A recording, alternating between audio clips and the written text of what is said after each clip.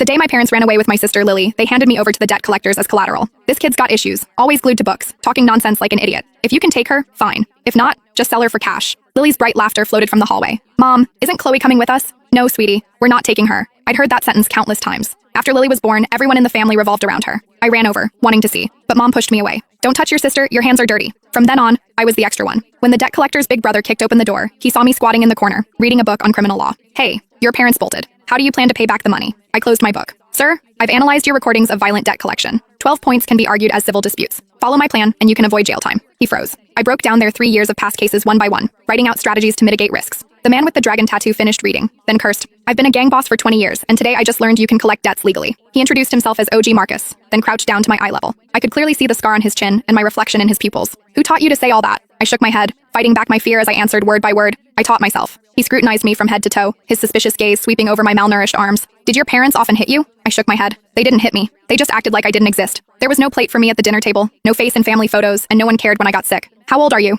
12. Marcus looked at me, his eyes full of suspicion. The hallway light flickered. He stood up and waved his hand. Frank, bring all our IO us. Let our big shot lawyer take a look. I don't know how long passed. My legs were numb from squatting. Frank finally carried over a cardboard box. It was heavy, landing on the floor with a thud. Inside were IO us, contracts, and transfer records, all haphazardly crammed together. Marcus patted the box, nodding at me. Big shot, show us what you've got. Marcus and his crew were playing cards in the living room. 3 men, hunched around a folding table, smoking cigarette after cigarette, the whole room thick with smoke. I sat in the corner, poring over the contents of the box under the dim light. Mid-game, the youngest man, Leo, glanced at me. Marcus, come on, what could a 12-year-old kid possibly figure out? Frank also looked over. She's been sitting there for 2 hours, hasn't moved a muscle. I didn't dare move. I'd seen abandoned kids before. There was a boy, 2 years older than me, who slept beside a trash can after his parents ran off. His eyes were empty, like 2 dark holes. Marcus didn't speak, playing a card. As soon as he spoke, I put down the last file. I'm done. Everyone looked over. I walked to the folding table, and they automatically made space. The table was covered in ash and beer cans. I swept them aside, clearing a spot. I pointed to the first case. The year before last, in March, you said, if you don't pay up, we'll make sure you regret it. That was deemed a threat. But if you'd said,